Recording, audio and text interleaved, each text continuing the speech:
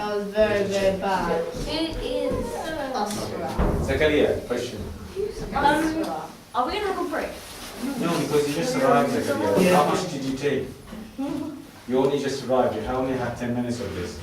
If you don't want to, that's fine. Don't, next time you can leave them. The family can leave you at home. And you don't need to come. Oh. Yeah? What do you think? Yeah, I think I'm going to write it You down. might have 5 minutes then.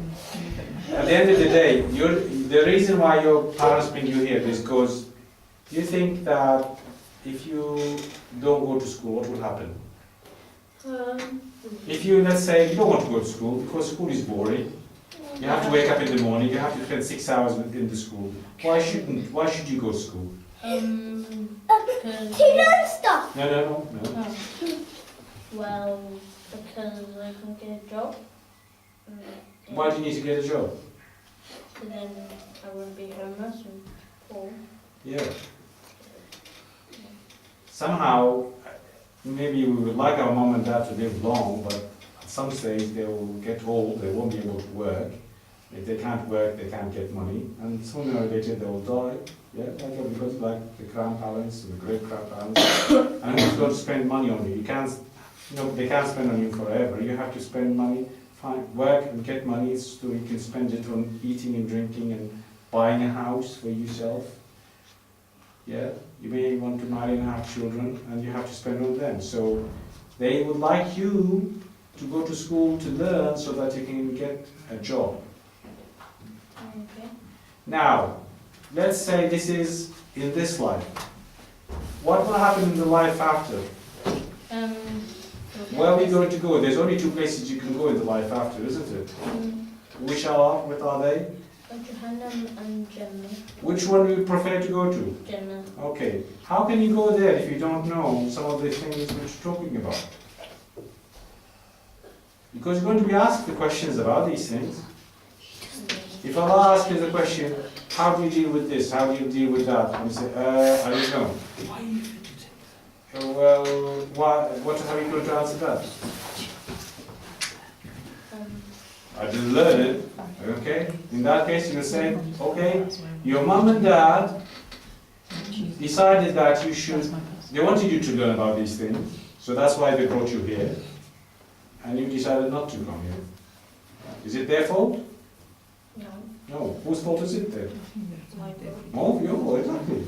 So, they want to get themselves out of the trouble, because if they don't do what they bring you over here, they'll get into the hot stuff.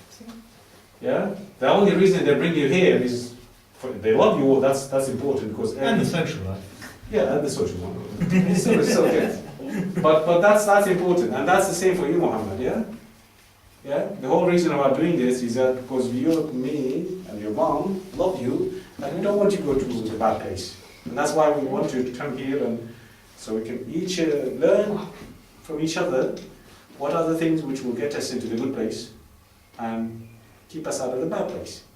Because if I know, and I'm doing my job because Allah will ask me, you know all that stuff, you've read the book, you've learned all the other stuff, why didn't you teach people around you? So that's why I come here and sit on this chair. If anybody comes, alhamdulillah, I will share it with them. If they don't want to come and learn, at least Allah will say, well, I offered them the chance and they didn't come. I've done my bit, nobody can blame me. But they will blame whoever doesn't want to come.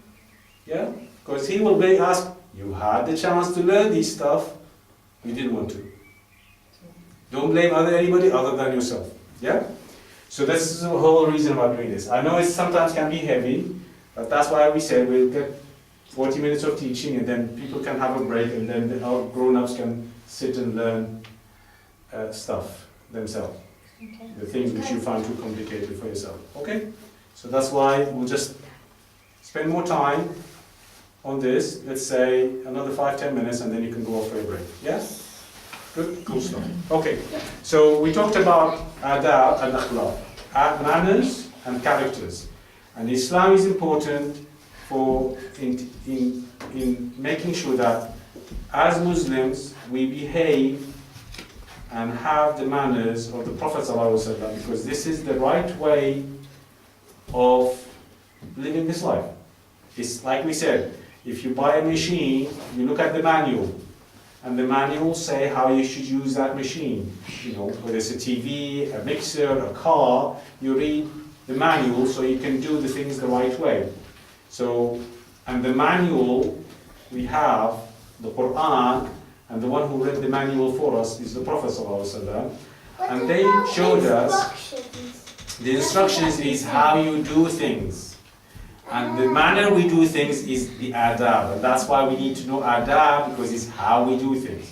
So if you want to eat... Some instructions does make you learn stuff. Yes, yeah, exactly. But while you're playing around with that, you won't learn anything. And when they come to ask you things, you'll Here we say, go. I have no clue.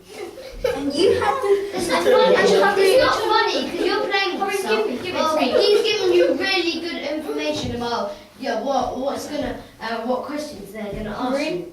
Give it to me now. He is. You have the task. Okay, so now, mashallah, very good.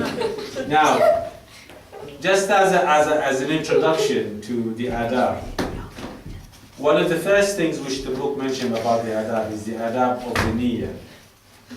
And we've just been talking about that, the intention, yeah? We've just been talking about making intention when you're doing any kind of zikr. And the idea is that whenever we do anything in this life, because we know there's nothing... Sit next to you, Yusuf. Yes, because Muhammad is trying to concentrate. You want to play, that's fine. Let Muhammad learn. If you don't want to learn, he can learn. Yeah? Because it's not fair, yeah? It's not fair. Yeah? It's not fair for him not to learn. If you don't want to learn, it shouldn't be fair for him to not learn because of you. You should be listening. That's Muhammad. That's right. So the first thing to know about anything we do, because Allah has not made anything happen by chance, by accident, which means that He had an intention behind everything which has happened around us. We should have the same. So whenever we do anything, we should always have the intention. Because the moment you want to do something and you think about why am I doing it, yeah? A lot of the time then when you do it, you can't say, I want to do something that actually it wasn't for the right intention. No, I want to take this. But do you actually want to take this thing?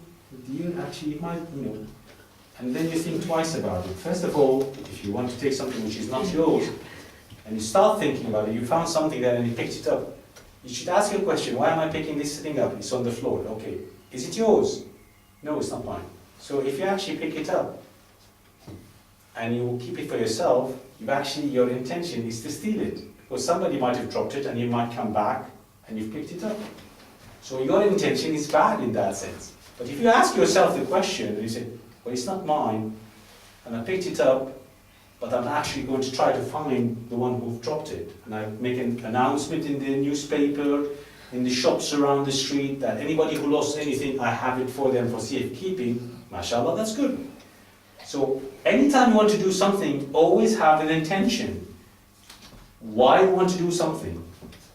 Doesn't mean that don't do it, but have the right intention when you want to do something, because this way your brain will start to question your nafs, the thing, your desires, your instincts.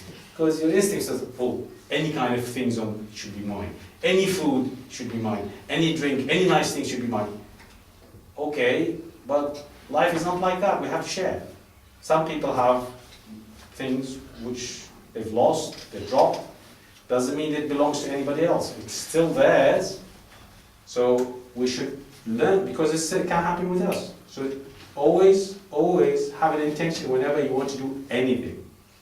Look at you. Question. I remember there was a story that I heard at school, and it was about this guy. He went to wash his hands, and then he found a balaclava on the floor, and he really wanted it, and he stole it. But then he shoved it up his coat pocket. Was actually the person that owned the balaclavas.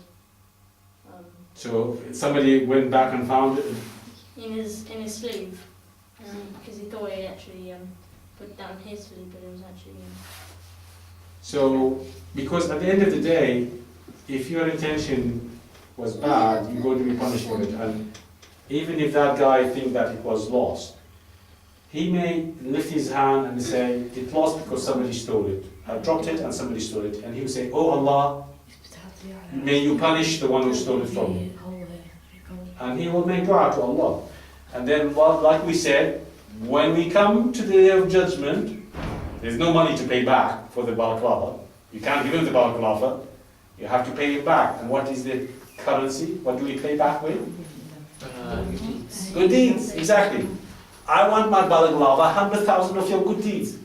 Ooh, it's too much. I was upset about that balaclava when you took it. And I want you to pay me back as much as I need to feel happy about it. And obviously he will take maybe all your good deeds just for his balaclava. Just think about that. It's as simple as this. As many as he wants. As many as he wants. But wouldn't it Muslim? Because he's unhappy, and he was unhappy. He wanted it there, and you took it away from him. And now he wants to be paid back.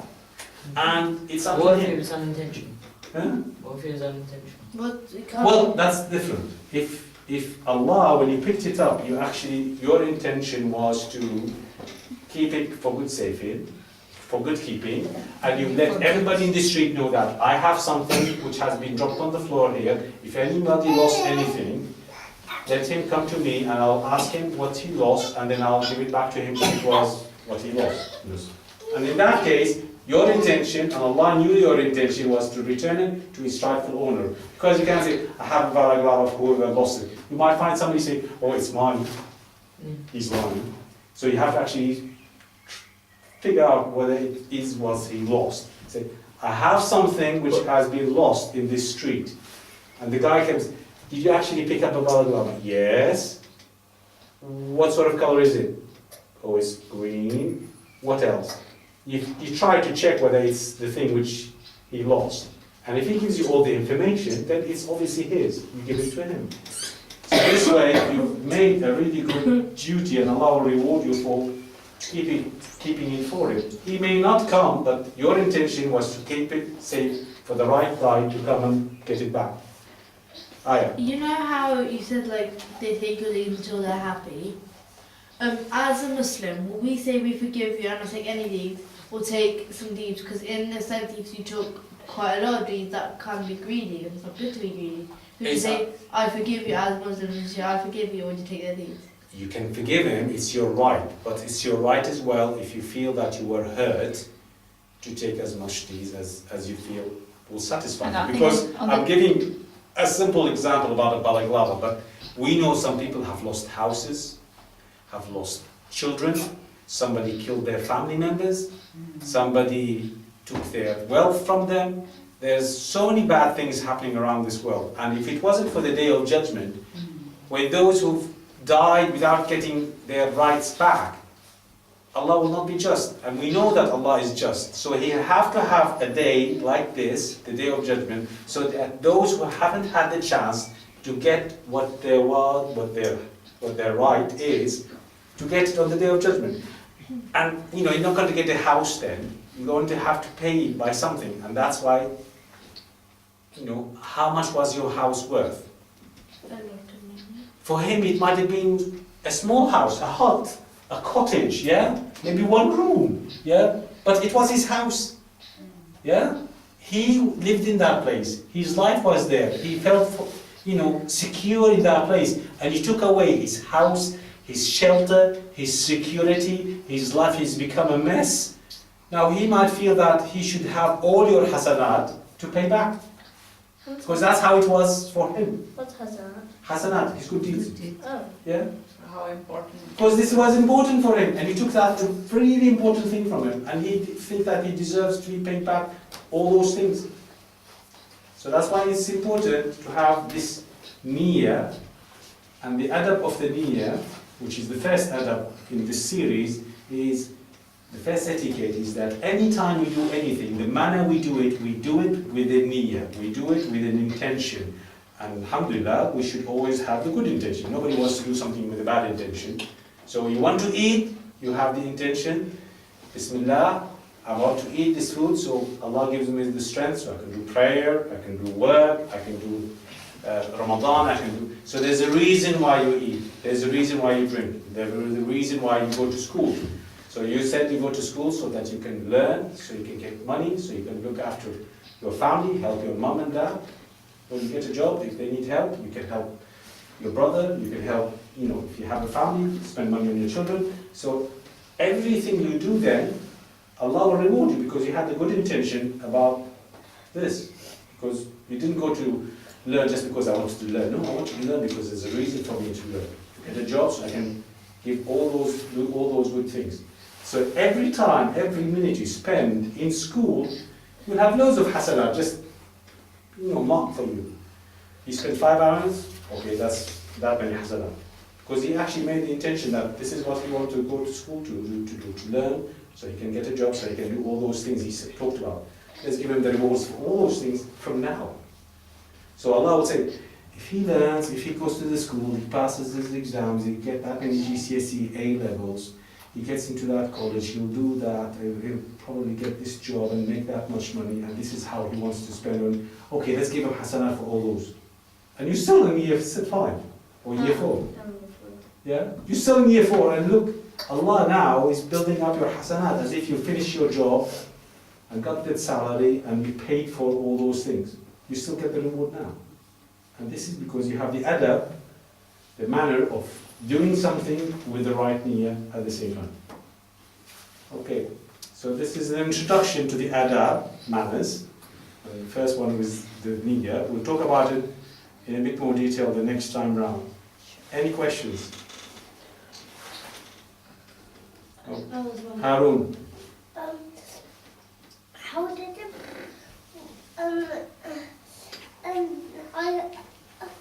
In school there was a false story, which was from a different country, but not in a different language. It was from America, and it didn't.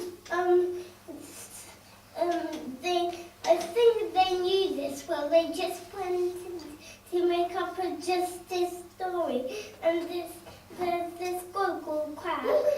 Yes. Okay, I was just talking about a topic thing. Look, what this is. What are we doing? We're talking about adab, manners. Good manners. A good manner. How would you control your manners? How can we what? Sorry? Control your manners. Okay, that's a very good question. I think it's an excellent question. And I think what you can do is look at those who you think they have good manners. Yeah? The things, people which everybody say he is well-mannered or good-mannered, or look at how your mom and dad behave, and then you try to do something similar to them. Because this is how we learn manners. We learn manners from people who are of good manners around us. Yeah? So you ask your mom, how should I do? And you didn't learn one single good manner, and then you learned one good manner. Yeah, well you can start learning one manner at a time and you should be alright. Okay? You want to have a break now? Yeah. Yeah, you can go out through that door and and play. Okay, Wait, I'm doing it for okay. First one, the top end of the gate is first one that's at the end of the gate. I guess it's not. Is this No, it's I think because it's only 20 minutes before we close the place, I don't want them to lose out on playtime. They can play at home. I think you know that actually give them 15 minutes at the end of 20 minutes. So. When we say thank you